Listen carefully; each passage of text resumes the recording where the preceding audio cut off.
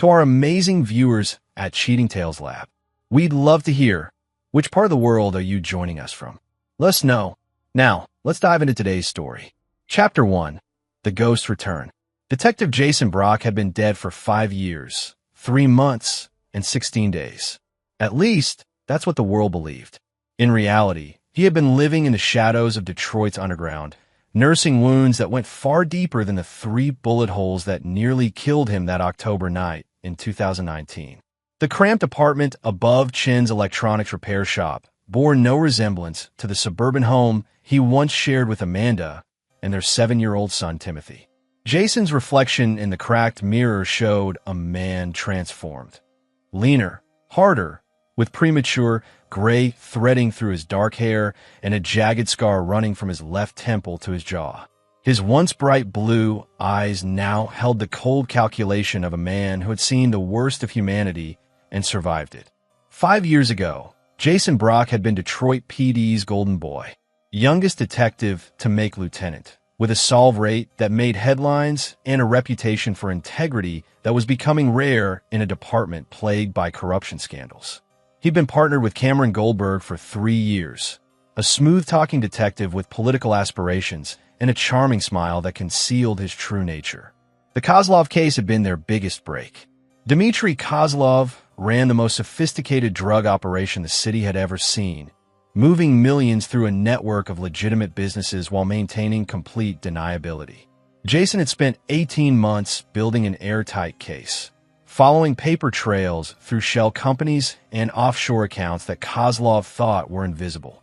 But Cameron had been feeding information to Kozlov all along. The night of the bust, Cameron had volunteered to take point on the warehouse raid. "Trust me, partner," he'd said with that trademark grin. "I've got you back." Those were the last words Jason heard before Cameron's bullets tore through his chest and abdomen, leaving him to bleed out in a pool of rainwater and motor oil while Cameron called in a report of an officer down. Suspect fled. Jason survived by playing dead until the paramedics arrived, then disappearing from the hospital during the chaos of a multi-car accident that flooded the ER. He'd spent months recovering in the underground network of Detroit's forgotten. Former cops, ex-military, and others who'd fallen through society's cracks. Dr. Rosa Farmer, a disgraced surgeon who'd lost her license over a gambling addiction, had saved his life using black-market antibiotics and surgical supplies. For 5 years, Jason had watched and waited. He'd seen Cameron's meteoric rise through the department, his political connections growing stronger with each high-profile arrest. He'd watched his funeral on a stolen laptop, seeing Amanda's tears as she clutched Timothy's small hand. He'd stayed away, telling himself it was better this way, that they were safer without him. Tonight, that all changed. The news played on the small TV in his apartment, volume turned low. Detective Cameron Goldberg, recently promoted to chief of detectives, was honored tonight at the mayor's annual law enforcement gala. Goldberg, whose heroic actions during the Kozlov raid 5 years ago earned him the department's highest honors, was accompanied by his wife Amanda and stepson Timothy. The camera panned across the gala, showing Cameron in his dress uniform, medals gleaming under the chandeliers. On his arm stood Amanda, Jason's Amanda, in a flowing red dress that hugged her curves. Around her neck was the sapphire necklace Jason had given her for their 5th anniversary, the one she'd said made her feel like a princess. But it was the sight of Timothy that stopped Jason's heart. His son, now 12 years old, tall and lean with Jason's strong jawline, stood beside Cameron in a miniature tuxedo. When a reporter approached for an interview, Timothy looked up at Cameron with obvious admiration. "I'm proud of my dad," Timothy said, his voice clear and confident. "He's a hero." Jason's hands clenched into fists as Cameron ruffled Timothy's hair with casual familiarity. His son, his blood, calling another man dad. The same man who'd put 3 bullets in Jason's chest and stolen everything he'd ever cared about. "Thank you, Tim," Cameron said, his voice smooth as silk. "Family means everything to me. Protecting this city, protecting the people I love, that's what being a cop is all about." The hypocrisy was staggering. Jason reached for the bottle of bourbon on his nightstand, then stopped.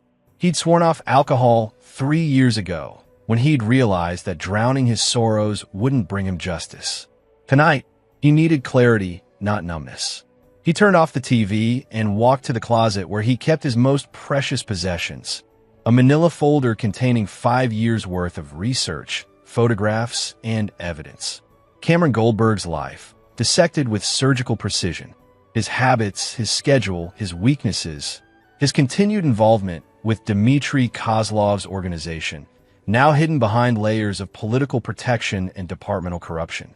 Jason spread the contents across his small table, studying them like a chess master planning his endgame. Cameron had built his success on Jason's grave, literally and figuratively. He'd married Jason's widow, adopted his son, and used his heroic reputation to climb the ranks while continuing to profit from the very criminal enterprise Jason had died trying to stop. But Cameron had made one crucial mistake. He'd underestimated a dead man's patience. The plan Jason had been crafting for 2 years was elegant in its simplicity. He wouldn't just expose Cameron's corruption. He would systematically dismantle everything the man had built on stolen foundations. His career, his reputation, his family, his freedom, all of it would crumble, and Cameron would know exactly who was responsible. Jason pulled out a burner phone and dialed a number he'd memorized months ago. Dmitry Kozlov's private line. Answered a gruff voice with a thick Russian accent. "Tell him the ghost wants to make a deal," Jason said, his voice cold and steady. "Tell him I have something he's been looking for. Something worth $50 million. There was a pause, then, "Who is this?" "Someone who knows where Cameron Goldberg keeps his insurance policy." The line went quiet for a long moment before the voice returned, cautious but interested. "Kozlov will see you tomorrow night. Pier 47, midnight. Come alone." Jason hung up and looked at his reflection in the window, seeing the ghost of the man he used to be overlaid with the predator he'd become. For 5 years, the world thought Detective Jason Brock was dead. Tomorrow night, they'd start to learn the truth. The dead could be very dangerous indeed. He opened his laptop and began typing an encrypted email to Harold Hines, an investigative journalist who'd been trying to expose police corruption for years. The subject line read, "The Cameron Goldberg Story, Part 1. Tonight, a ghost was coming home for dinner. But first, he was going to burn down everything his betrayer had built on the foundation of his grave." Chapter 2. The Foundation of Lies. Amanda Goldberg, formerly Amanda Brock, stood in front of her bedroom mirror, carefully removing the sapphire necklace that had once symbolized eternal love. Now it felt like a weight around her neck, beautiful but heavy with memories she couldn't quite shake. The gala had gone perfectly. Cameron had charmed the mayor, the police commissioner, and half the city council. His speech about honor and sacrifice had received a standing ovation, and Timothy had looked so proud in his little tuxedo. From the outside, they were the perfect family, successful, attractive, admired by all. So why did she feel so empty inside? "You were amazing tonight," Cameron said, emerging from their walk-in closet in silk pajamas that cost more than most people made in a week. At 42, he was still devastatingly handsome, tall and broad-shouldered with perfectly styled brown hair and green eyes that could convince anyone of anything. "Did you see the way Councilman Myers was hanging on every word? I think we can count on his support for the chief position." Amanda forced a smile. "You deserve it. All those years of hard work are finally paying off." Cameron moved behind her, his hands settling on her shoulders as he met her eyes in the mirror. "We deserve it, sweetheart. I couldn't have done any of this without you and Tim." The casual way he claimed ownership of her son, Jason's son, still sent a chill down her spine, even after 5 years. Timothy barely remembered his biological father now, which Cameron said was healthy. "Kids are resilient," he'd assured her. "It's better this way. Clean slate." But Amanda remembered everything. She remembered Jason's laugh, the way he'd dance with her in the kitchen while breakfast cooked. She remembered how he'd read to Timothy every night, doing different voices for all the characters. She remembered the morning he'd left for what would be his final case, kissing her forehead and promising to be home for Timothy's soccer game. "I should check on Tim," she said, slipping away from Cameron's touch. "He's fine. Elvira put him to bed an hour ago." Cameron caught her hand, pulling her back. "Come here." It's been a long night, and I want to celebrate with my wife." There was something in his tone that brooked no argument, a subtle undertone of possession that had grown stronger over the years. Amanda had learned not to resist when Cameron wanted something. It was easier to comply than to deal with his disappointment, which could manifest in withdrawn affection, cutting comments, or silent treatments that lasted for days. As Cameron kissed her neck, Amanda closed her eyes and tried to remember when she'd started feeling like a stranger in her own life. It had been gradual, like a slowly tightening noose. First, he'd suggested they move to a new house, too many memories in the old place. Then he'd encouraged her to find new friends. You need people who understand your new situation.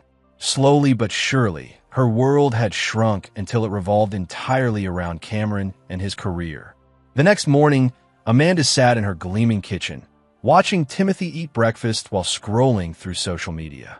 The local news stations were full of photos from the gala, and she was surprised to see how happy she looked in them. The camera was a liar, just like everything else in her life. "Mom, can I go to Leo's house after school?" Timothy asked, milk mustache making him look younger than his 12 years. His dad got a new PlayStation, and he said I could try it. Leo Cabrera was Timothy's best friend, the son of one of Cameron's fellow detectives. It was one of the few friendships Cameron actively encouraged, probably because it strengthened his political position within the department. "Of course, sweetheart. I'll pick you up at 7, though. We're having dinner with the Buchanans tonight." Timothy's face fell slightly. Hubert Buchanan was the police commissioner, and his wife Stella was one of those women who spoke in false sweetness while her eyes cataloged every flaw. Their dinner parties were exercises in political theater that Timothy was too young to understand, but old enough to find boring. "Can't I just stay at Leo's?" Timothy pleaded. "Please." Before Amanda could answer, Cameron appeared in the doorway, already dressed in his expensive suit. He transitioned from detective work to more administrative duties as he climbed the ranks, which meant fewer dangerous situations but longer hours of political maneuvering. "What's this about staying at Leo's?" he asked, his tone casual but his eyes sharp. "Tim just wants to play video games instead of coming to dinner tonight," Amanda explained. Cameron sat down next to Timothy, his expression serious. "Son, you're part of this family, which means you have responsibilities. Commissioner Buchanan is important to our future, and showing up as a united family demonstrates strength and stability. Do you understand?" Timothy nodded reluctantly. At 12, he was already learning to read Cameron's moods, to understand the difference between his public charm and his private expectations. "Good boy." Cameron ruffled Timothy's hair, then kissed Amanda's cheek. "I'll be late tonight. The mayor wants to discuss the chief position over dinner before the Buchanan thing. Can you handle getting Tim ready?" After Cameron left, Amanda found herself studying Timothy's face, searching for traces of Jason. They were there, in the stubborn set of his jaw, the way his eyes crinkled when he really smiled, the habit of drumming his fingers when he was thinking. But they were fading, being slowly overlaid with Cameron's mannerisms and expectations. Her phone buzzed with a text from her sister Kathy, who lived in Portland and called every few months out of obligation rather than affection. "Saw you on the news last night. Looking good. How's married life treating you?" Amanda stared at the message for a long time before typing back. "Everything's perfect." It was the same lie she'd been telling for 5 years, and she was starting to forget what the truth even felt like. Meanwhile, across town in his cramped apartment, Jason was reviewing surveillance photos he'd taken of his former home. The house he'd bought with Amanda during their 3rd year of marriage had been sold 6 months after his death. Cameron had moved them to a mansion in the hills, better security, he'd claimed, and more appropriate for his rising status. Jason studied a photo of Timothy getting into Cameron's BMW after school. His son was nearly as tall as Amanda now, with the lean build of a natural athlete. Jason had missed 5 years of birthdays, 5 years of school plays and soccer games, 5 years of bedtime stories, and scraped knees. The ache in his chest was physical, a constant reminder of everything Cameron had stolen. But the boy was alive and healthy, which was more than Jason had dared hope for during those first dark months. Cameron might be a corrupt murderer, but he provided for Timothy and kept him safe. Jason supposed he should be grateful for that small mercy. His laptop chimed with an encrypted response from Harold Hines, the journalist he'd contacted the night before. "Your stories sound incredible, but I need proof. Meet me at the diner on Cass Avenue tomorrow at 2 p.m. Come alone and bring evidence. If this is legit, it's the story of the decade." Jason smiled grimly. Harold Hines had no idea how right he was. The Cameron Goldberg story wasn't just about one corrupt cop. It was about a systemic network of corruption that reached into the highest levels of city government. Jason had spent 5 years mapping every connection, every payoff, every dirty deal. But first, he had a meeting with Dmitry Kozlov to arrange. The Russian crime boss was the key to everything, the linchpin that would bring down Cameron's entire house of cards. Jason had something Kozlov wanted desperately: the location of the evidence Jason had gathered during the original investigation, evidence that could put Kozlov away for life or, in the right hands, bring down half the city's power structure. It was going to be a delicate negotiation. Kozlov was paranoid, violent, and held grudges like other people collected stamps. But he was also pragmatic, and Jason was betting that 5 years of forced patience had made him very interested in settling old scores. Jason opened his weapon cache, a collection of firearms and equipment he'd acquired through various underground channels. Tonight's meeting would be dangerous, but it was a necessary risk. He'd spent 5 years planning his return from the dead. It was time to start collecting on old debts. As he cleaned and loaded his service weapon, a Glock 19 he'd never turned in after his death, Jason thought about Amanda's smile at the gala. She looked beautiful but hollow, like a perfect mannequin in an expensive store window. Cameron had taken more than just Jason's life. He'd slowly stolen Amanda's soul, piece by piece, until she was just an accessory to his ambition. That was going to change. Soon, Amanda would remember what it felt like to be truly alive. And Cameron Goldberg would learn what it meant to lose everything you'd built on stolen foundations. The ghost was stirring, and the living world was about to discover that some betrayals echo louder than graves. Chapter 3. The Devil's Bargain. Pier 47 stretched into Lake Huron like a concrete finger pointing at the dark water.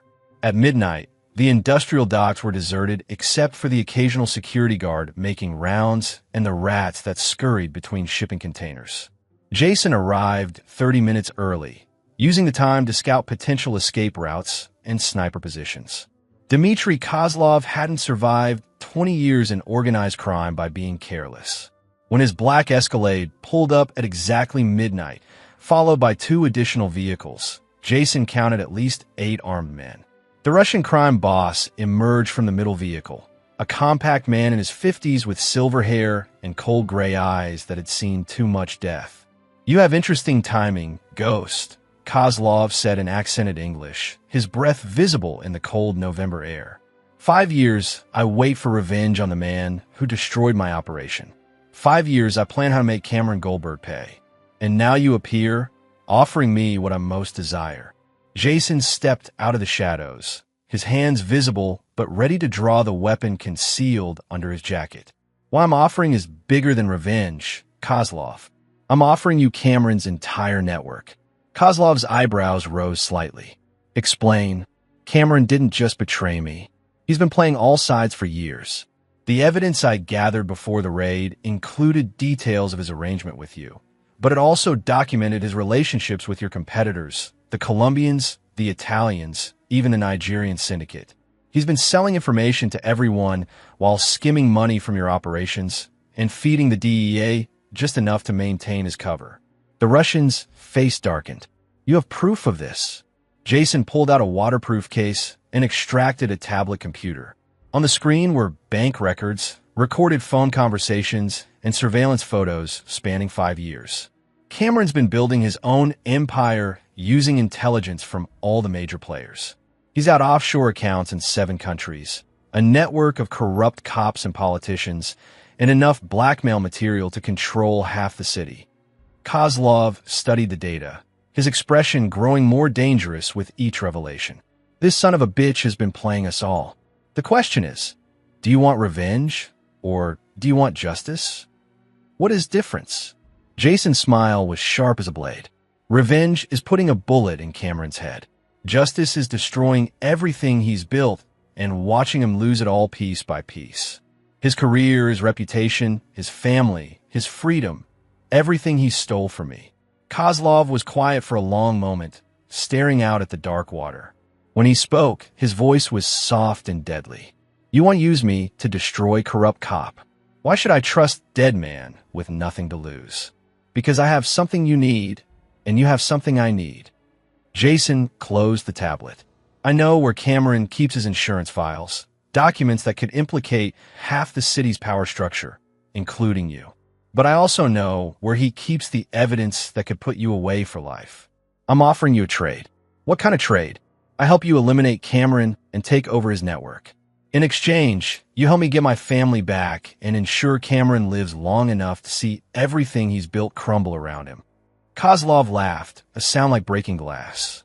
You want me to help you play house with your wife and son? This is personal vendetta, not business. It's both, Jason replied. Cameron's network is worth $50 million a year in revenue. His political connections give him protection that your money can't buy. Take him down the right way, and you inherit everything. Do it wrong, and you'll have every federal agency in the country breathing down your neck. The crime boss studied Jason for several minutes, weighing risks and benefits with the cold calculation of a man who'd built an empire on such decisions. Finally, he nodded. I am interested, but I have conditions. Name them. First, I want to see this evidence before I commit resources. Second, if you betray me like your partner betrayed you, I will kill everyone you have ever cared about, including the wife and son you wish to reclaim. Third, Cameron Goldberg dies. Maybe not today, maybe not tomorrow, but eventually he dies. This is not negotiable. Jason had expected this condition. Kozlov was old school, and Betrayal demanded blood payment. Understood, but it has to look like an accident or natural causes. If Cameron becomes a martyr, his network will rally around his memory. If he dies in disgrace, it fragments. Agreed. How we begin? Jason pulled out a second tablet, this one containing detailed surveillance data. Cameron's having dinner with the mayor tomorrow night to discuss his promotion to chief. He'll be at Romano's restaurant from 8 to 10 p.m., then heading to Commissioner Buchanan's house for drinks. His security detail will be light, 2 bodyguards and a driver. You want me to grab him? No. I want you to be seen not grabbing him. Make sure your people are visible, but don't make a move. I want Cameron paranoid, but not panicked. Then, on Friday night, he's attending his stepson's school play. Family man, community involvement, great photo opportunity. Kozlov's smile was predatory. And Friday night, Cameron Goldberg disappears. Not dead, just gone. His car found abandoned. No sign of struggle, no demands for ransom. Just a successful cop who vanished in a thin air. Where do we take him? Jason's expression didn't change. Somewhere he can think about his sins. I have a place in mind. Isolated, secure, and psychologically appropriate. While he's our guest, we'll systematically release information about his corruption to the media, law enforcement, and his political allies. By the time anyone finds him, his entire world will have collapsed. And your family? Amanda will need comfort and support during her husband's mysterious disappearance. Someone she can trust, someone with answers about what really happened. Jason's smile was cold. Someone like Eric McFarland, the private investigator she'll hire to find her missing husband. Kozlov laughed again, genuinely amused this time. You'll pretend to be investigator hunting yourself? Eric McFarland has impeccable credentials, former FBI, stellar reputation, completely clean background. He's also been dead for 6 months, killed in a car accident in Denver. I've been building his identity for 2 years. You're more interesting than I expected, Ghost. But what about the boy? Children complicate everything. Jason's jaw tightened. Timothy is off limits. No matter what happens, he doesn't get hurt. That's non-negotiable. Children of enemies are often the best leverage. Not this time. Jason's voice carried a lethal edge that made even Kozlov's bodyguards shift nervously. Timothy is innocent in all this. He'll be protected, no matter the cost. Kozlov studied Jason's face and apparently decided not to push the issue. Very well. What do we see this evidence you promise? Tomorrow night, after Cameron's dinner with the mayor. I'll text you a location. Jason turned to leave, then paused. One more thing, Kozlov. Cameron thinks he's untouchable because he has dirt on everyone who matters. But he's wrong about that. How so? He doesn't have dirt on a dead man. As Jason disappeared back into the shadows, Kozlov stood watching the water lap against the pier. In 20 years of criminal enterprise, he'd learned to read men like others read books. The ghost was dangerous, perhaps more dangerous than Cameron Goldberg had ever been. But he was also useful, and usefulness trumped danger every time. Besides, Kozlov had no intention of honoring his agreement completely. Once Cameron was dead and his network absorbed, the ghost would have outlived his purpose. A man who could fake his own death and plan revenge for 5 years was too unpredictable to leave alive. But that was a problem for another day. Tomorrow night, he would see what Jason Brock had died to protect, and then they would begin the process of making Cameron Goldberg pay for his sins. The devil's bargain was struck, and all that remained was to see who would collect when the debt came due. Chapter 4. The Perfect Investigator. The law offices of Morrison, Blake & Associates occupied 3 floors of a glass tower downtown, all marble and mahogany, and the kind of subdued elegance that whispered expensive rather than shouting it. Amanda sat in the reception area, clutching her purse and trying not to think about what she was doing. Cameron had been missing for 4 days. Friday night, he'd attended Timothy's school play, a production of Peter Pan where their son played one of the Lost Boys. Cameron had seemed distracted during the performance, checking his phone repeatedly and scanning the audience with the paranoid intensity that had been growing worse over the past few months. After the play, he'd kissed them both goodbye, saying he needed to stop by the office to review case files. His BMW was found Saturday morning in the parking lot of an abandoned warehouse on the east side. Keys in the ignition, no signs of struggle. His phone was on the passenger seat, powered off. The last text he'd sent was to Amanda at 10:47 p.m., running late. Don't wait up. The police had launched an immediate investigation, but Amanda could see the uncertainty in their eyes. Cameron had no obvious enemies, at least none they could identify. His financial accounts showed no unusual activity. He hadn't been acting depressed or suicidal. He'd simply vanished, as if the earth had swallowed him whole. Mrs. Goldberg, a young woman in a crisp suit, appeared at her elbow. Mr. Morrison will see you now. Richard Morrison was a silver-haired man in his 60s who specialized in discrete problems for discrete clients. His office was lined with law books and photographs of him shaking hands with various political figures, including several with Cameron at different police department events. Amanda, I'm so sorry about Cameron, Morrison said, gesturing for her to sit in a leather chair that probably cost more than her first car. The entire firm is shocked. Have the police made any progress?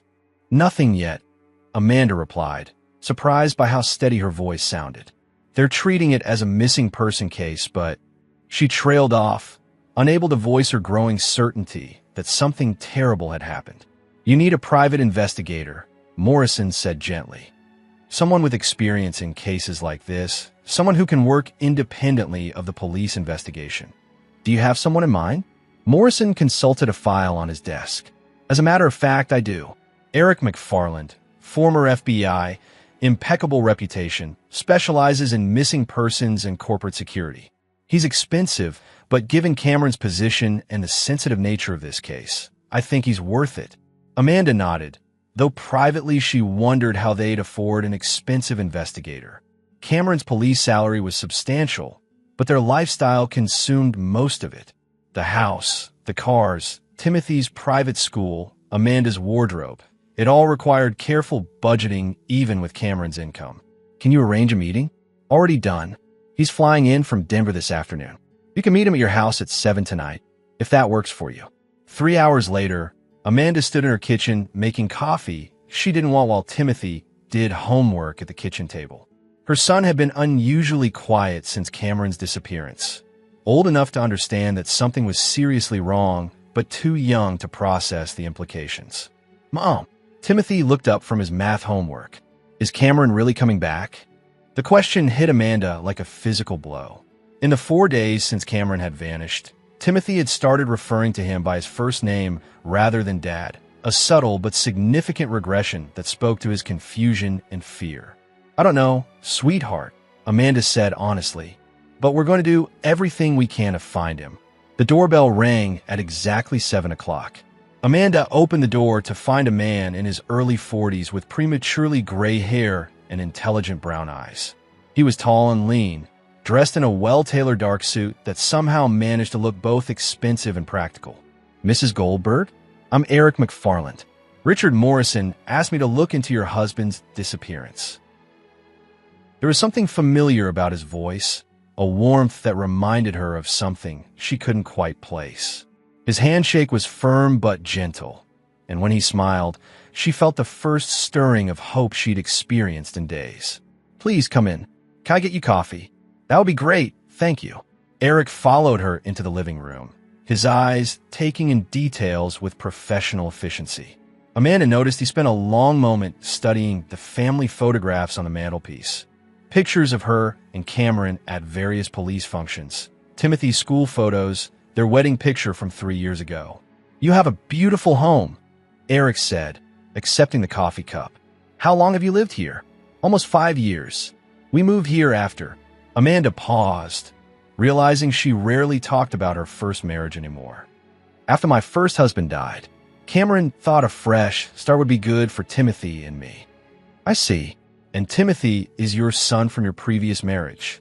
Yes.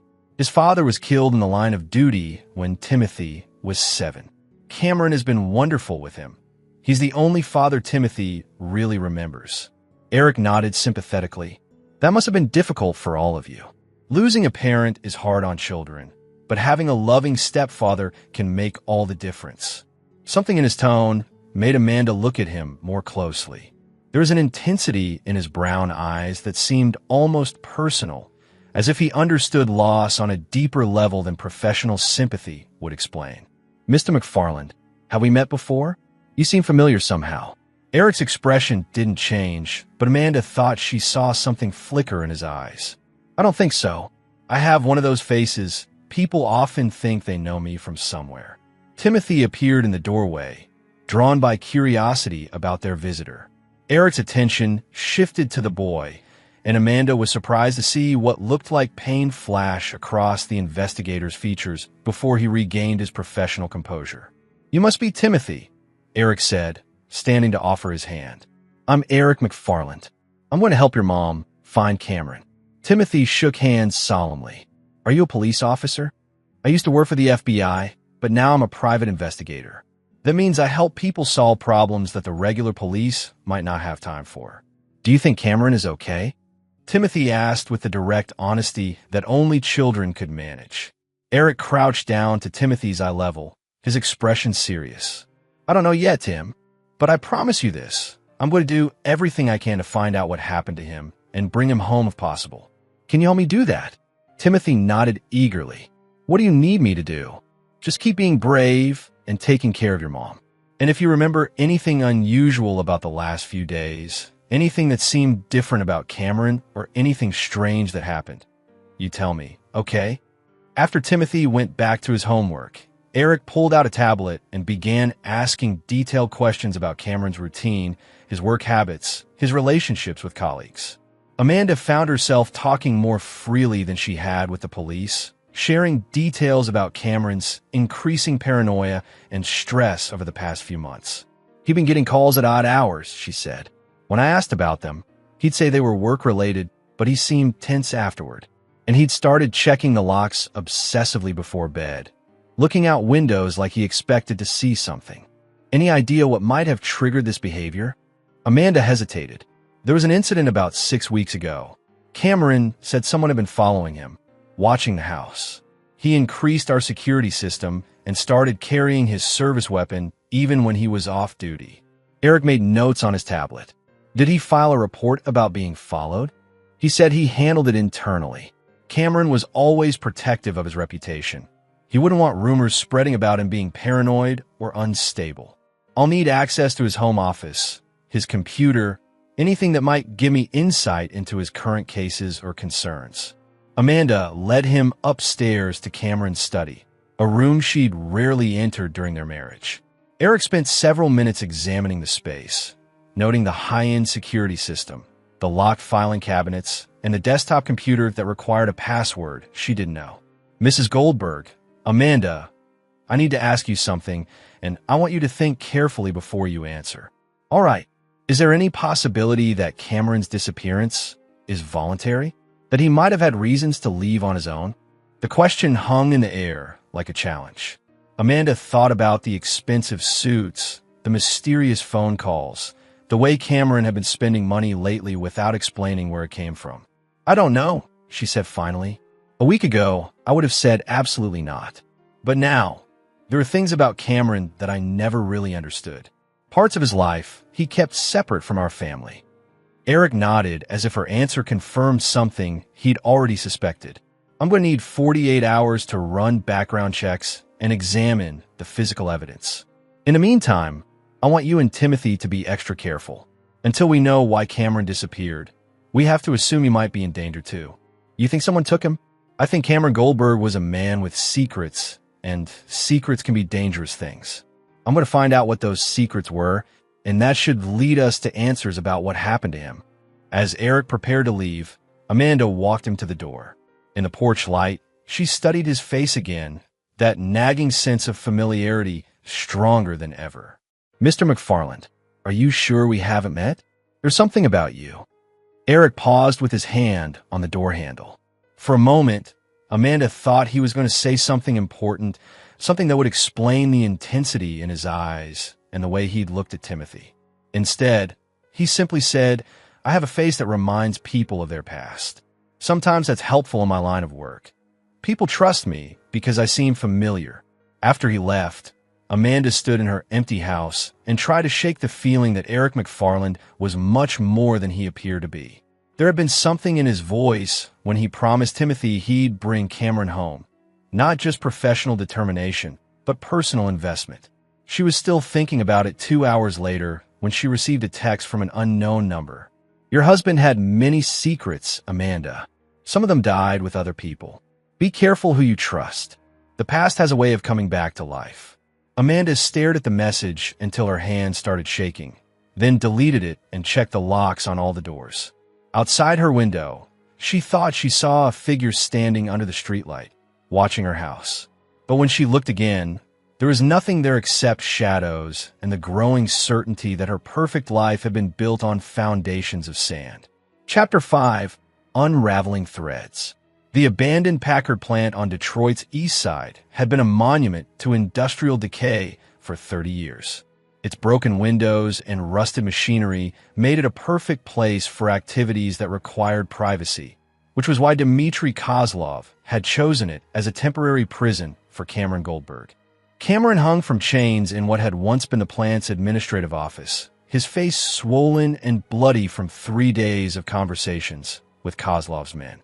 The corrupt detective had proven remarkably stubborn, refusing to reveal the location of his insurance files despite increasingly persuasive interrogation techniques. Jason stood in the shadows watching through a one-way mirror as Kozlov's lieutenant, a scarred man named Terrence Blackburn, prepared for another session. Jason had insisted on being present for these meetings, though he hadn't participated directly. He needed Cameron alive and coherent for what came next. He is stronger than I expected, Kozlov said, joining Jason at the observation window. Most men would have broken by now. Cameron's always been tough, Jason replied. But he's also pragmatic. He's stalling because he thinks someone will come looking for him. When he realizes no one's coming, he'll talk. As if summoned by their conversation, Jason's encrypted phone buzzed with a message from Harold Hines, the investigative journalist. Just received an interesting package. Audio recordings, financial documents, surveillance photos. Someone wants Cameron Goldberg destroyed, and they're giving me everything I need to do it. Any idea who might be so generous? Jason smiled grimly. The first phase of his plan was working perfectly. While Kozlov kept Cameron occupied, Jason had been systematically leaking evidence of the detective's corruption to multiple media outlets, federal agencies, and internal affairs departments. By the time Cameron resurfaced, if he resurfaced, his reputation would be in ruins. Your journalist friend received his gift, Jason told Kozlov. How long before the story breaks? Hines is thorough. He'll verify everything before publication, but with the evidence we provided, that should take no more than 48 hours. By Friday, Cameron Goldberg will be the most wanted man in Michigan. In his current identity as Eric McFarland, Jason had spent the past 2 days gaining Amanda's trust while gathering intelligence on Cameron's activities. The house search had yielded valuable information about Cameron's recent paranoia and financial irregularities, but it had also confirmed Jason's suspicions about his wife's state of mind. Amanda was trapped in a gilded cage, isolated from her old friends and family, financially dependent on a man whose secrets were slowly poisoning her life. She'd grown thinner over the years, more fragile, and Jason had recognized the signs of psychological manipulation in her hesitant answers and careful word choices. But there were moments when she talked about Timothy, when she laughed at something her son said, where Jason glimpsed the woman he'd fallen in love with 15 years ago. She was still there, buried under layers of fear and conditioning, waiting to be freed. Mr. McFarland? Timothy's voice drew Jason from his thoughts. He was standing in the abandoned plant's parking lot, where he'd been reviewing surveillance footage on his tablet while Kozlov conducted business inside. Yes, Tim. Mom sent me to find you. She made dinner, and she wanted to know if you'd like to stay and eat with us. Jason looked at the boy, his son, and felt his carefully constructed emotional walls threatening to crumble. Timothy had grown up so much, but he still had the same curious eyes and stubborn cowlick that no amount of hair gel could tame. That's very kind of your mother, but I don't want to impose. She says it's not imposing if you're helping us find Cameron. Besides, she made way too much food, and she's been sad all day. Maybe if you stay, she'll smile again. The simple honesty of childhood cut through Jason's professional detachment like a blade. His son was worried about his mother's happiness, trying to fix things the only way a 12-year-old knew how. All right, Jason said, closing the tablet. Let me just finish up here, and I'll be right behind you.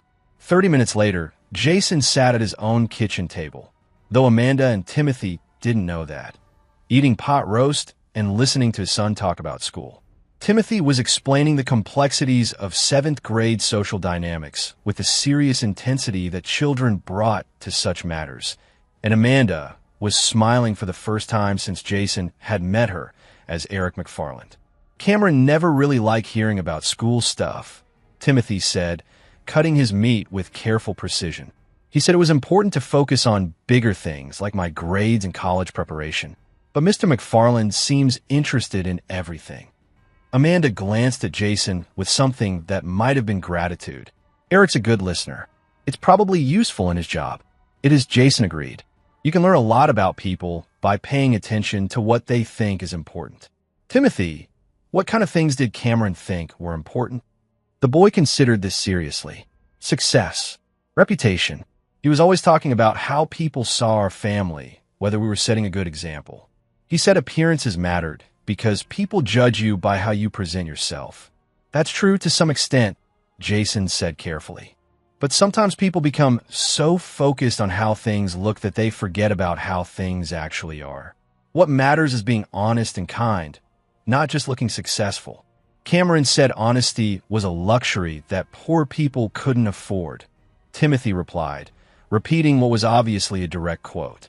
He said sometimes you have to be flexible with the truth to protect the people you care about. Amanda's fork paused halfway to her mouth. I don't remember him saying that. He said a lot when he thought you weren't listening. Timothy said matter-of-factly. Cameron talked to me differently when we were alone. He said men had to understand how the world really worked, not how we wished it worked. Jason felt a cold anger building in his chest. Cameron had been grooming Timothy, slowly teaching him that corruption and manipulation were acceptable tools for achieving success. His son was being systematically trained to become everything Jason had spent his career fighting against. What do you think about that, Tim? Jason asked. Do you think Cameron was right? Timothy looked uncomfortable, glancing between Jason and his mother. I don't know. Sometimes I think about my real dad, my birth father. Mom doesn't talk about him much, but I remember some things. He used to say that doing the right thing was more important than doing the easy thing. Amanda's eyes filled with tears. Your father was a good man, Timothy. He believed in justice and protecting people who couldn't protect themselves. I wish I could remember more about him, Timothy said quietly.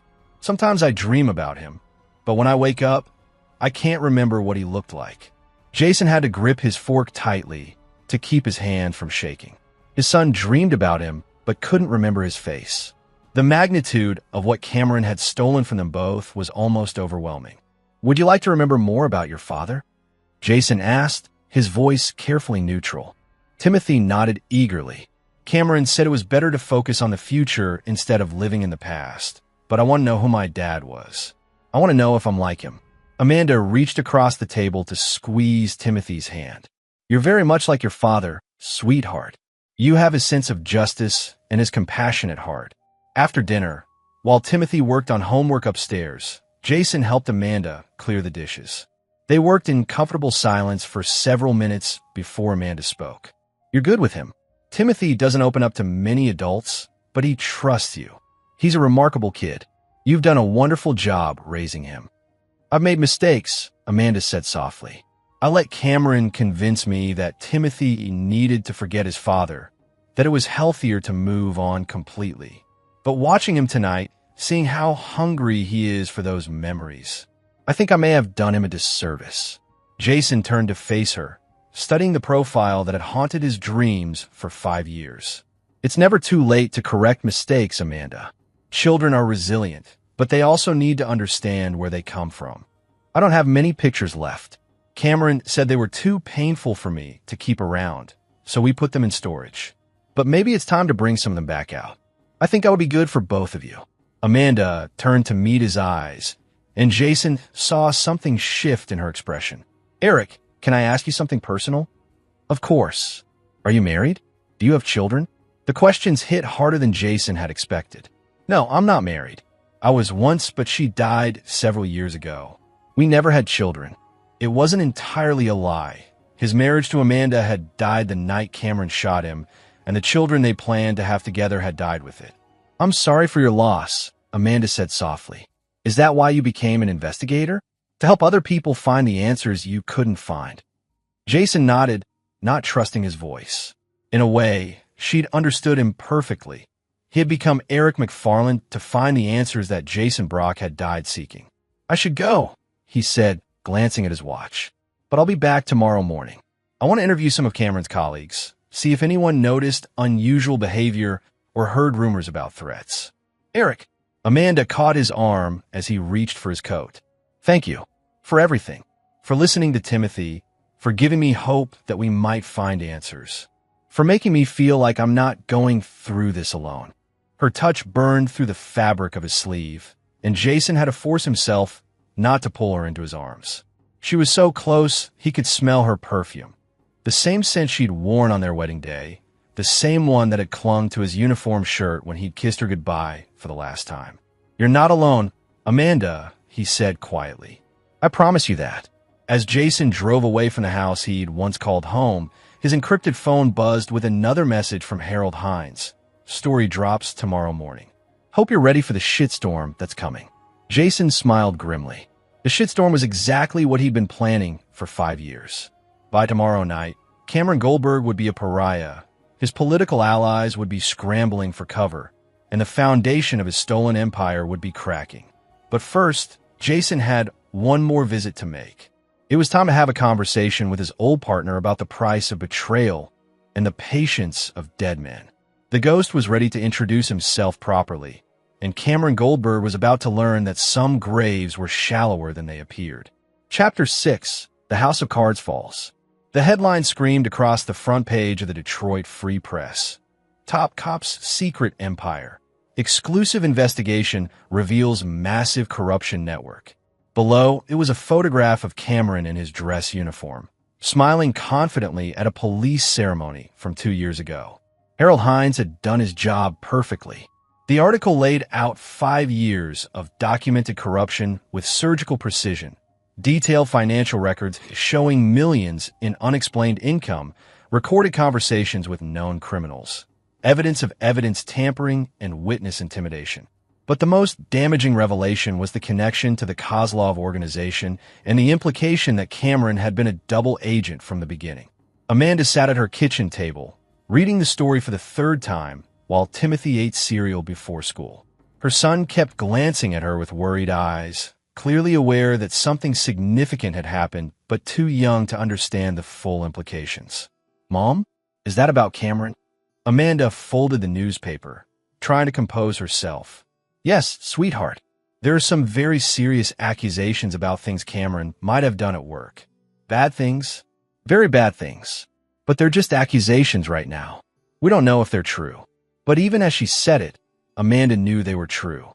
The details in the article explained so much: Cameron's expensive taste on a detective salary, his paranoia, the mysterious phone calls, his insistence on controlling every aspect of their financial and social lives. She'd been married to a stranger, a man whose public persona was as fictional as a movie character. Her phone rang, jarring her from her thoughts. The caller ID showed Richard Morrison's office. "Amanda, have you seen the news?" "Yes." "Richard, tell me these accusations aren't true." There was a long pause before the lawyer spoke. "I honestly don't know. But true or not, this changes everything. The police department has suspended Cameron pending investigation. The FBI has opened a federal case, and there are already calls for a grand jury. What does this mean for me and Timothy? It means you need to prepare for the possibility that Cameron may never come home. And if these allegations are proven, there may be financial and legal consequences for his family as well." After Morrison hung up, Amanda sat staring at her phone until Timothy's voice brought her back to the present. "Mom, Eric's here." Amanda looked up to see Jason, still in his Eric McFarland identity, standing in the kitchen doorway. He was dressed in a dark suit and carrying a leather briefcase, but his expression was grim. "Amanda, we need to talk. Timothy, do you mind giving us some privacy?" After Timothy left for school, Jason sat across from Amanda and pulled out a tablet computer. "I assume you've seen the news about Cameron. Are you the one who gave them that information?" Jason met her eyes steadily. "Some of it. But most of what they published came from sources within law enforcement and federal agencies. Cameron made a lot of enemies over the years. So it's true. All of it. Most of it. Probably more than they were able to prove for publication." Amanda felt something break inside her chest. The last fragile hope that her life hadn't been a complete lie. "How long have you known?" "I suspected from the beginning. Men don't just disappear, Amanda.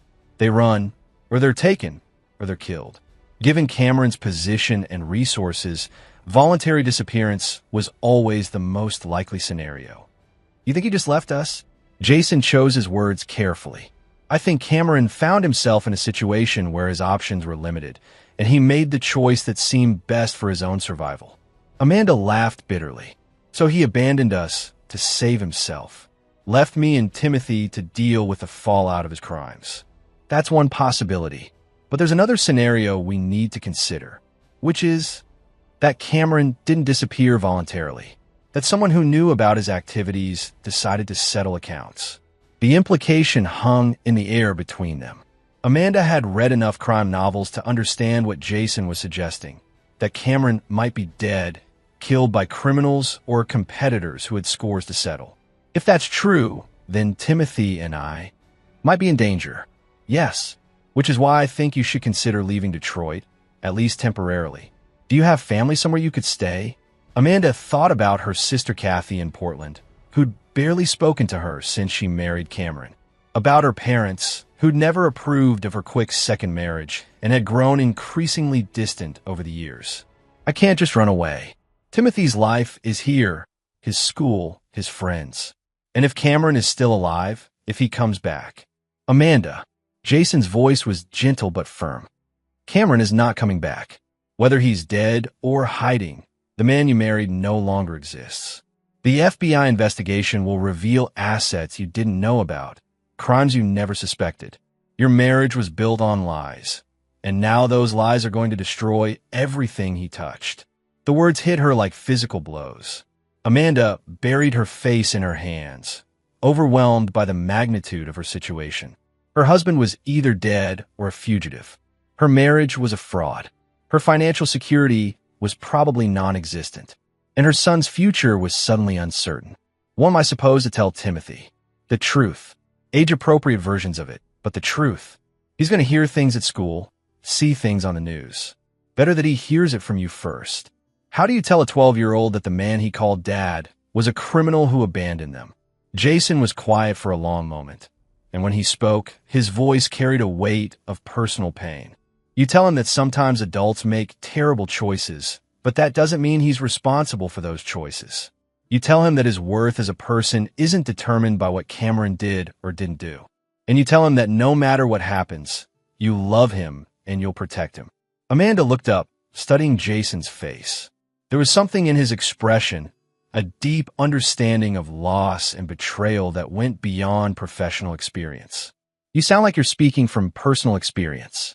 Jason's mask slipped for just a moment, revealing something raw and vulnerable underneath. I am. I know what it's like to discover that someone you trusted has betrayed everything you believed in. I know what it's like to have your entire life turned upside down by someone else's choices. Is that what happened to your wife? The one who died? Jason nodded slowly. She was killed because of choices I made, decisions that put her in danger. I've spent years trying to live with that guilt. It was partially true. Amanda had died to him because of choices Cameron made, and Jason had spent 5 years living with the guilt of not being able to protect her from the consequences of his investigation. Amanda reached across the table and took his hand. I'm sorry. I can't imagine how difficult that must have been. The touch of her skin against his was electric, and Jason had to force himself not to pull her closer. She was trying to comfort Eric McFarland, unaware that she was touching the husband she thought was dead. We should focus on protecting you and Timothy, Jason said, gently withdrawing his hand. I've arranged for a security consultant to evaluate your home and recommend improvements. And I think you should consider hiring a criminal defense attorney. Why would I need a criminal attorney? Because the government is going to assume you knew about Cameron's activities. Spouses usually do, even if they don't want to admit it. You'll need legal protection. Amanda's phone rang again. A reporter from Channel 7 wanting a statement about her husband's disappearance. She declined to comment, but Jason could see the fear growing in her eyes as she realized how public her private nightmare was about to become.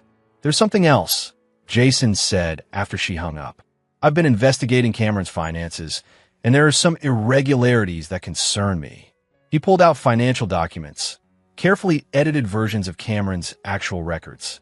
Your joint accounts show large deposits and withdrawals that don't match Cameron's police salary. There are also several credit cards and investment accounts that you weren't aware of. Amanda studied the papers with growing horror. These numbers, Eric, this suggests we're wealthy. But I've been worried about paying Timothy's tuition next semester, because Cameron was funneling money into hidden accounts. As far as I can determine, your family was living on a fraction of his actual income while he built a secret fortune. Where is that money now? Offshore accounts, shell companies, real estate investments under false names. The FBI will find most of it eventually, but they'll also freeze it pending investigation. You could be left with nothing. Amanda stood up abruptly, pacing to the window.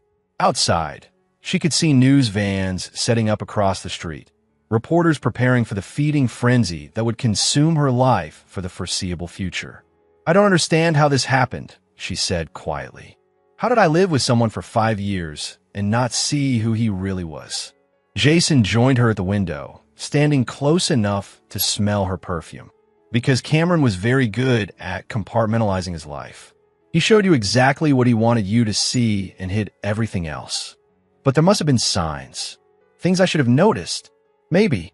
But even if there were, that doesn't make this your fault. Cameron made his choices, and he's responsible for the consequences.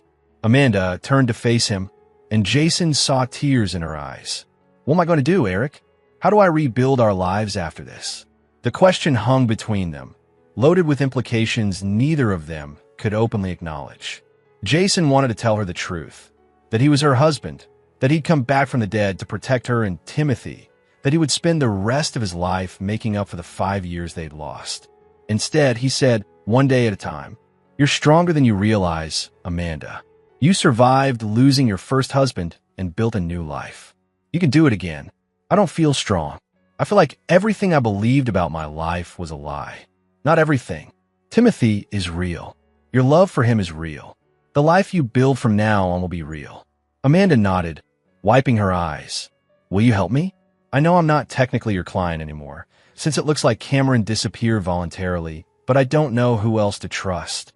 Jason felt his heart breaking and healing simultaneously. His wife was asking for his help, trusting him with their son's future, turning to him in her darkest hour, and she didn't even know who he was. "I'll help you," he promised. "Whatever you need, whatever it takes. You and Timothy won't go through this alone." As Jason prepared to leave, he noticed Timothy watching from the top of the stairs. His son's face was pale but determined, and Jason realized the boy had probably heard more of their conversation than Amanda would have liked. That evening, as Jason sat in his surveillance van watching the house he used to call home, he allowed himself a moment of satisfaction. Phase 2 of his plan was complete. Cameron's public reputation was destroyed, his political allies were abandoning him, and his financial empire was about to be exposed. But the most important victory was the one Amanda couldn't see yet. She was free. Free from Cameron's manipulation. Free from the lies that had defined her life for 5 years. Free to remember who she used to be before fear and control had diminished her. Tomorrow, Jason would begin Phase 3. It was time to have a final conversation with Cameron Goldberg and close the books on their partnership once and for all. The ghost was ready to collect his due, and the living world was about to discover that some debts could only be paid in full. Chapter 7. Ghosts and Revelations. The abandoned Packard plant looked different in the harsh morning light. What had seemed atmospheric and appropriately gothic at night now just looked sad, a monument to dreams that had died decades ago. Jason walked through the rusted corridors, carrying a thermos of coffee and a folder containing 5 years of carefully compiled evidence. Cameron was awake when Jason entered the makeshift interrogation room. Though awake was a generous description. 5 days of captivity had transformed the polished detective into something resembling a broken scarecrow. His expensive suit was torn and filthy. His face was swollen with bruises, and his once perfect hair hung in greasy strands. But his eyes were still alert, still calculating. Cameron Goldberg might be beaten, but he wasn't defeated. "Good morning, Cameron," Jason said, settling into a chair across from his former partner. "You're looking well." Cameron's head snapped up at the familiar voice, his eyes focusing with difficulty on Jason's face. For a moment, confusion reigned. Then recognition dawned, followed by disbelief, terror, and finally a strange kind of relief. "Jason fucking Brock," Cameron whispered. "I knew you weren't dead. I knew it. Did you? Because you seemed pretty convinced when you put 3 bullets in my chest. You disappeared from the hospital. No body, no funeral with an open casket. I always suspected, but..." Cameron's voice trailed off as the full implications hit him. "How long have you been planning this?" 5 years, 3 months, 16 days. Ever since I woke up in that hospital and realized my partner had tried to murder me." Jason opened the thermos and poured himself a cup of coffee, the domestic normalcy of the action made surreal by their surroundings. "Want some?" "No. More for me, then." "What do you want, Jason? Money? Revenge? Just fucking kill me and get it over with." "Oh, I'm not going to kill you, Cameron. That would be too easy, too clean. I want you to live with what you've done. I want you to watch everything you stole from me crumble into dust." Jason pulled out his tablet and showed Cameron the morning's headlines. The corrupt detective's face went white as he read about the FBI investigation, the frozen assets, the political allies distancing themselves. "You did this. You destroyed my life." "No, Cameron, you destroyed your life. I just documented it." Jason swiped to another screen showing financial records. "Did you really think you could steal $50 million and no one would notice?" "It wasn't stealing. It was survival. You don't understand how the system works, Jason. You never did. Enlighten me." Cameron struggled to sit up straighter, some of his old arrogance returning despite his circumstances. You were always so fucking righteous, so black and white. Good guys and bad guys, right and wrong. But the real world doesn't work that way. So you decided to work for Kozlov. I decided to be pragmatic. Kozlov was going to operate whether we caught him or not. At least this way, I could control some of his activities and make sure the worst stuff didn't happen. Jason laughed, a sound like breaking glass. Is that what you told yourself? That you were the good guy in this scenario?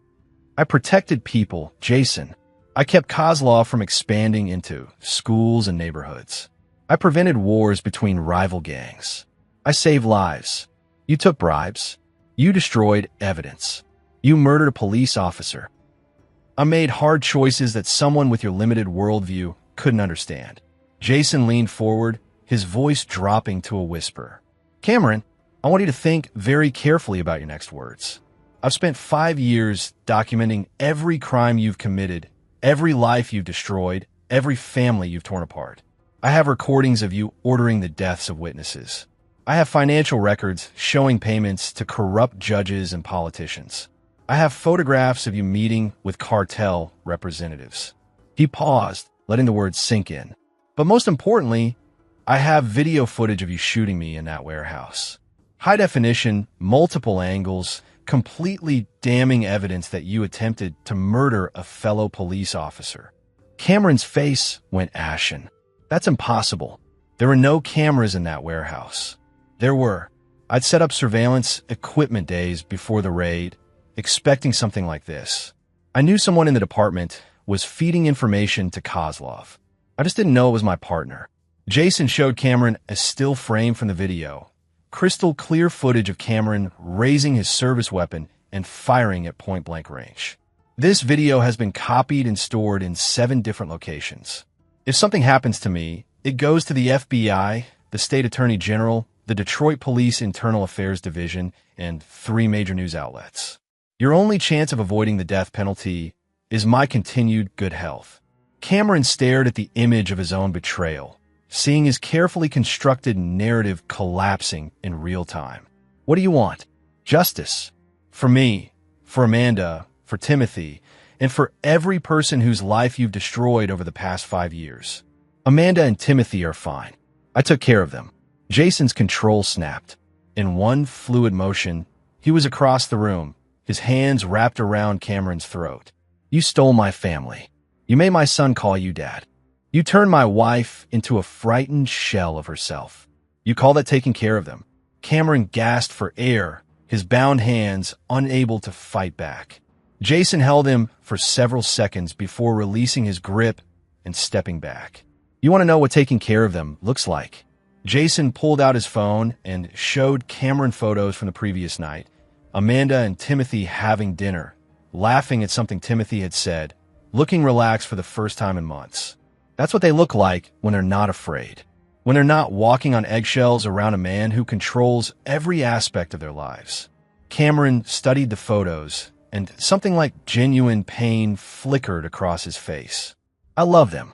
I still love them. No, you don't. You loved owning them. You loved having the perfect family to accessorize your perfect career. You never loved them enough to be honest with them or to keep them safe from the consequences of your choices. Jason sat back down, his anger cooling into something more dangerous, calculated fury with a purpose. Here's what's going to happen, Cameron. You're going to confess to your crimes. All of them. You're going to provide evidence against Kozlov and everyone else in your network. And you're going to do it publicly on camera so that Amanda and Timothy understand exactly what kind of man you really are. And if I refuse, then Kozlov kills you slowly and painfully. I release the video of you shooting me, and your legacy becomes that of a corrupt cop who betrayed everyone who trusted him. Your choice. Cameron was quiet for a long time, staring at the concrete floor. When he spoke, his voice was barely audible. What about Amanda and Timothy? What happens to them? They'll be fine, better than fine. They'll be free to build a life based on truth instead of lies. And you? What's your plan, Jason? Going to sweep in and reclaim your family? Pick up where you left off like nothing happened? The question hit harder than Jason expected. It was the one aspect of his plan he hadn't fully worked out. How to reveal his identity without destroying the fragile trust he'd built as Eric McFarland. That's not your concern anymore, isn't it? You've spent 5 years planning this revenge, but have you thought about what happens next? You think Amanda's just going to forgive you for letting her believe you were dead? You think Timothy's going to understand why his father abandoned him for 5 years? Jason stood up abruptly. I didn't abandon them. You stole them from me, and you let me. You could have contacted them at any time. You could have found a way to let them know you were alive. But you chose revenge over family, Jason. You chose this elaborate game over the people you claimed to love. The words cut deep because they contained a grain of truth. Jason had convinced himself that staying away was necessary for Amanda and Timothy's safety, but part of him had known it was also about his need for perfect revenge. You're done talking, Jason said, heading for the door. I'll be back tonight for your confession. Think carefully about how much pain you want to endure before you tell the truth. But as Jason walked away, Cameron's words echoed in his mind. The plan had been perfect in its conception: destroy Cameron's life, expose his crimes, free Amanda and Timothy from his influence. But Jason hadn't fully considered the emotional reality of revelation. How do you tell your wife that you've been watching her for 5 years? How do you explain to your son that you chose revenge over reunion? How do you rebuild a family when the foundation of your return is built on deception and violence? For the first time since beginning his plan, Jason wondered if Cameron might be right about one thing. Some choices were too complex for simple notions of right and wrong. But it was too late to change course now. The ghost had come home, and the living world would have to deal with the consequences. Chapter 8. The Truth Revealed.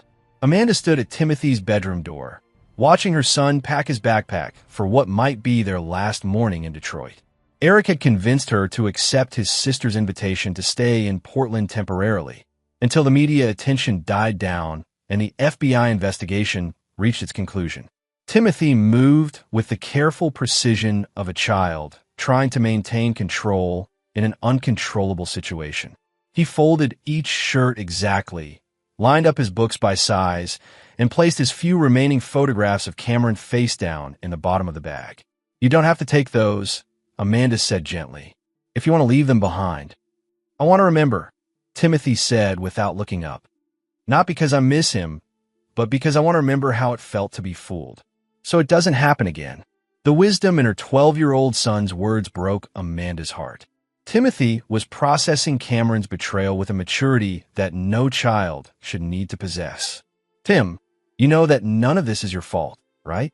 And it doesn't mean there's anything wrong with caring about Cameron, even after what he did. Timothy finally looked at her, and Amanda saw tears in his eyes. I keep thinking about my real dad, about how Cameron made me forget him.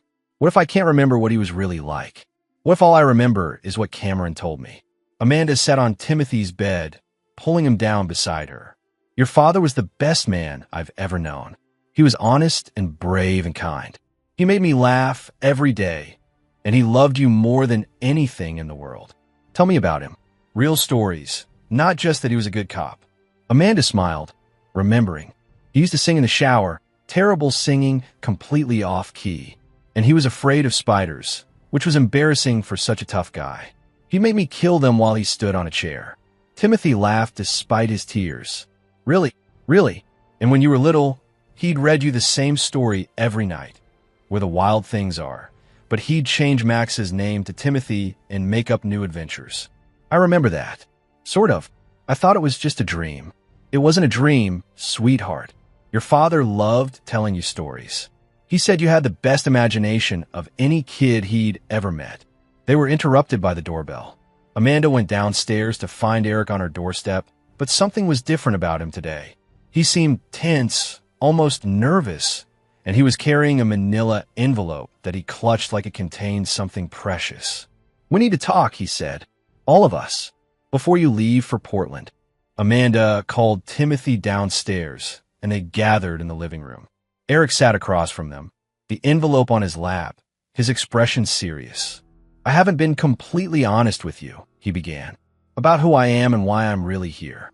Amanda felt a familiar dread settling in her stomach. What do you mean? Eric McFarland is a real person, but he died 6 months ago in Denver. I've been using his identity because I needed to get close to your family without raising suspicions." Timothy leaned forward. "Who are you really?" Jason took a deep breath, knowing that the next few minutes would determine the rest of their lives. "My name is Jason Brock. I was a detective with the Detroit Police Department until 5 years ago, when my partner tried to kill me during a raid gone wrong." Amanda's face went white. "That's impossible. Jason Brock is dead. I went to his funeral." "You went to a funeral with a closed casket because there was no body to bury. I survived the shooting and disappeared from the hospital. I've been living underground for 5 years, planning to expose the man who betrayed me." "No." Amanda stood up, shaking her head. "No, this is insane. Jason is dead. I mourned him. I buried him. I moved on.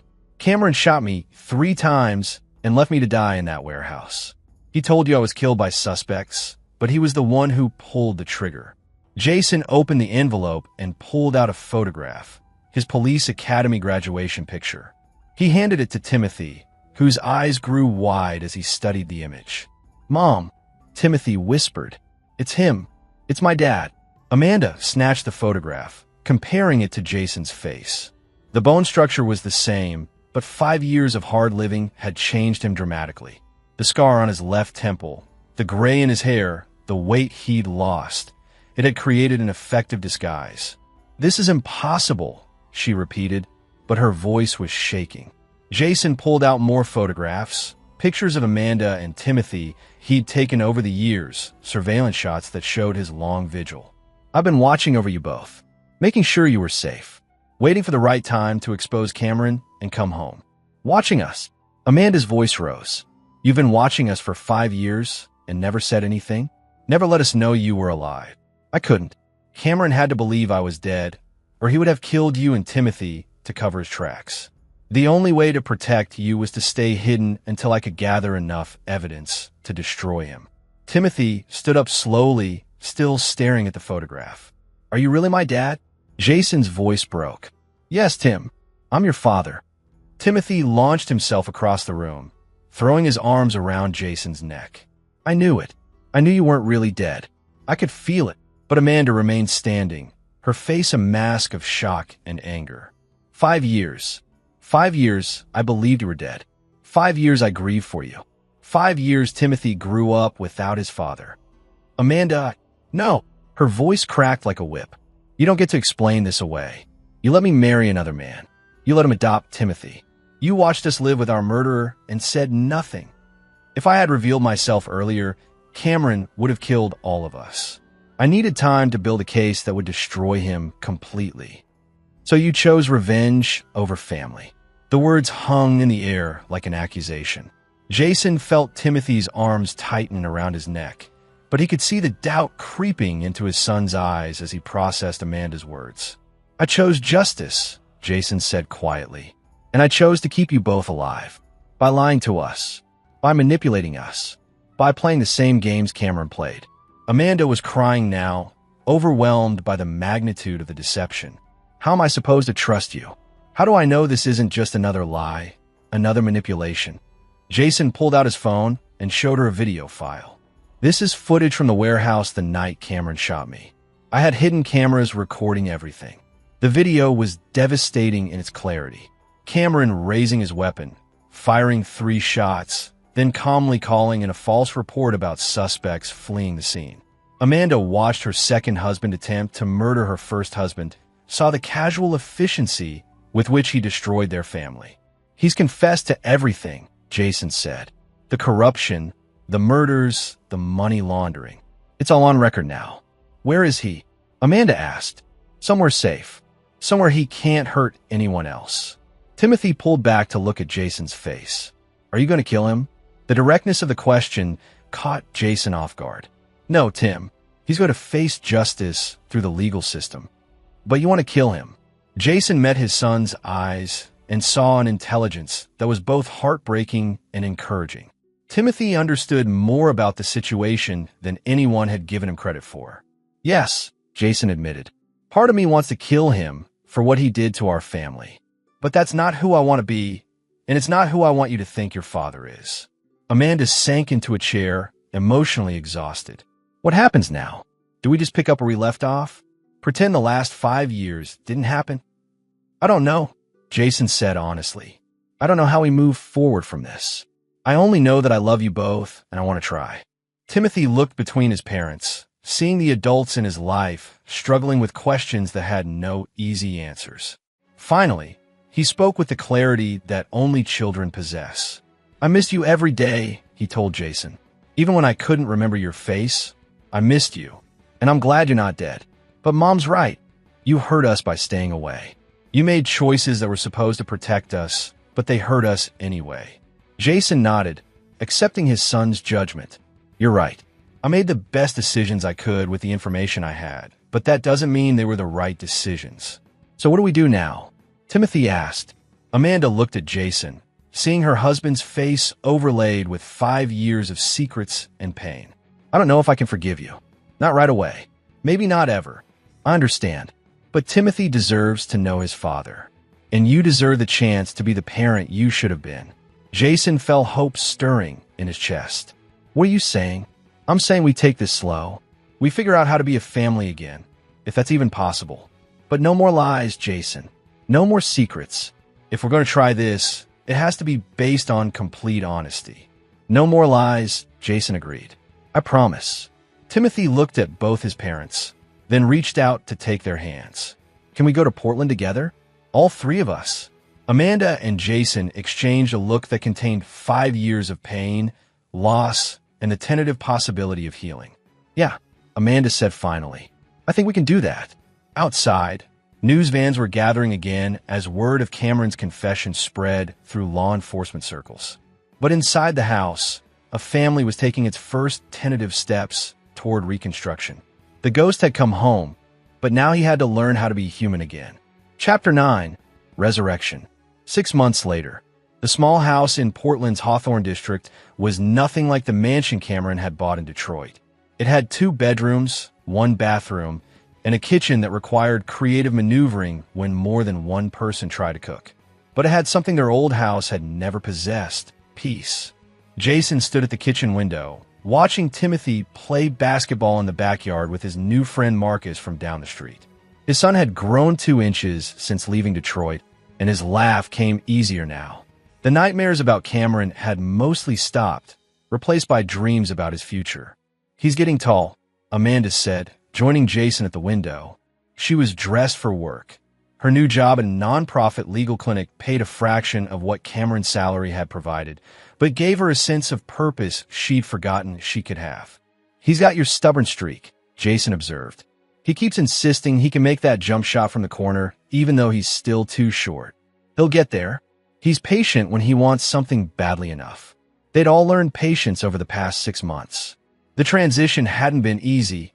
Too many years of secrets and lies to overcome quickly. But they were building something new together, something based on honesty rather than convenience. Jason had legally reclaimed his identity, a process that required explaining his 5-year absence to numerous federal agencies. The FBI had been surprisingly understanding once they saw the evidence he'd compiled against Cameron and the corruption network. His death had been officially reclassified as deep cover operation, and he'd been quietly awarded commendations for his investigative work. Cameron Goldberg was serving life in federal prison, his political allies having abandoned him with the speed of rats fleeing a sinking ship. Dmitry Kozlov had been arrested in a coordinated raid that dismantled his entire organization. The network of corruption that had infected Detroit's police department was being systematically exposed and prosecuted. But the public victories felt less important than the private ones. Like the night Timothy had crawled into bed between his parents during a thunderstorm, the way he used to when he was small. Or the morning Amanda had made Jason's favorite breakfast without being asked, remembering after all these years how he liked his eggs. Small moments that proved families could be rebuilt one day at a time. Are you ready for this? Amanda asked, checking her watch. Today was the day Cameron would be sentenced. Jason had been asked to provide a victim impact statement, his first public appearance as a supposedly resurrected detective. The media circus would be intense, but it was a necessary step in closing this chapter of their lives. "As ready as I'll ever be," Jason said. "What about you?" Amanda had chosen not to attend the sentencing. She'd said her piece in her deposition and had no desire to see Cameron again. "I'm going to spend the day with Tim. Maybe we'll go to the Science Museum." Timothy appeared in the kitchen, sweaty from basketball and grinning. "Did you see that shot, Dad?" "Nothing but net." "I saw it," Jason said, ruffling his son's hair. "Remind me never to challenge you to a game."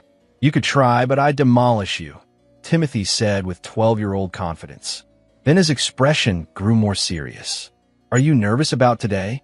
Jason considered lying, but the foundation of their rebuilt relationship was honesty. "A little. It's going to be strange, seeing Cameron again. But it's something I need to do. To get closure, to get justice. And yes, maybe closure too." Timothy nodded solemnly. "I hope he stays in prison forever. Not because I hate him, but because I don't want him to hurt anyone else the way he hurt us." The wisdom in his son's words never failed to amaze Jason. Timothy had processed his trauma with remarkable resilience, aided by counseling and the simple fact that he was now living in a household built on truth rather than lies. 3 hours later, Jason stood at a podium in a federal courthouse, looking across the courtroom at the man who had stolen 5 years of his life. Cameron looked older, smaller somehow, dressed in an orange jumpsuit instead of expensive suits. Their eyes met briefly, and Jason saw not defiance, but something that might have been regret.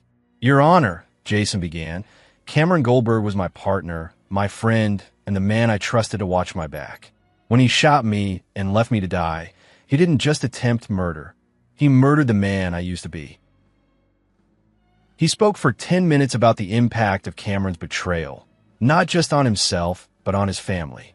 About the 5 years Timothy had grown up without a father, the 5 years Amanda had lived as a widow, the trauma of discovering that their entire life had been built on lies. But he also spoke about redemption and the possibility of forgiveness. "I've learned that justice isn't the same as revenge.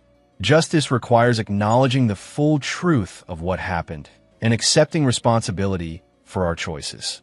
I hope that someday Cameron Goldberg will find a way to live with the consequences of his." After the sentencing, life without parole, Jason was approached by Harold Hines, the journalist who had broken the corruption story. "How does it feel, Detective Brock, having your life back?" Jason thought about the question as he walked out of the courthouse into the Portland sunshine. How did it feel to be alive again, officially and legally? "Different," he said finally. "I'm not the same man who died in that warehouse 5 years ago. My family isn't the same either. But maybe that's not a bad thing. Maybe we needed to be broken apart before we could be rebuilt stronger." That evening, Jason sat on the small back porch of their Portland house, watching Amanda help Timothy with homework at the kitchen table through the window. The scene was so ordinary, so beautifully mundane, that it took his breath away. His phone buzzed with a text from his new captain at Portland PD, where he'd been hired as a detective in the cold case unit. "Good job today. Take tomorrow off. Spend time with your family." Jason smiled and deleted the message. His family, rebuilt, scarred but real. They weren't the same people they'd been 5 years ago, but they were learning to be the people they were meant to become. Timothy appeared on the porch, settling into the chair beside his father.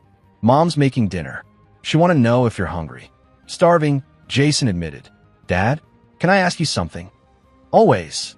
Do you ever wish things had happened differently? That Cameron had never betrayed you? That we could have just been a normal family?" Jason considered the question seriously. "Sometimes. But if things had happened differently, we wouldn't have learned how strong we could be.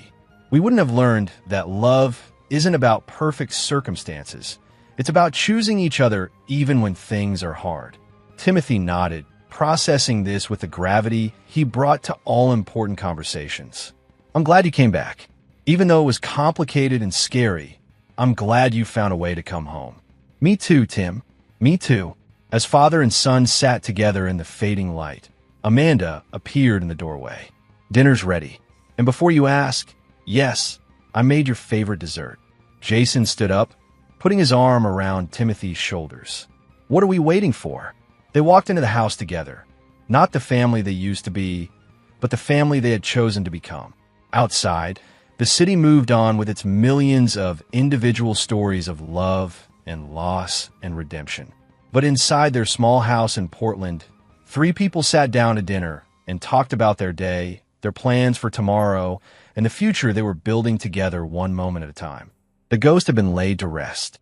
The man who remained was learning how to live again. This is where our story comes to an end. Share your thoughts in the comments section. Thanks for your precious time. If you enjoyed this story, then please make sure you subscribe to this channel. That would help me a lot. Click on the video you see on the screen, and I will see you there.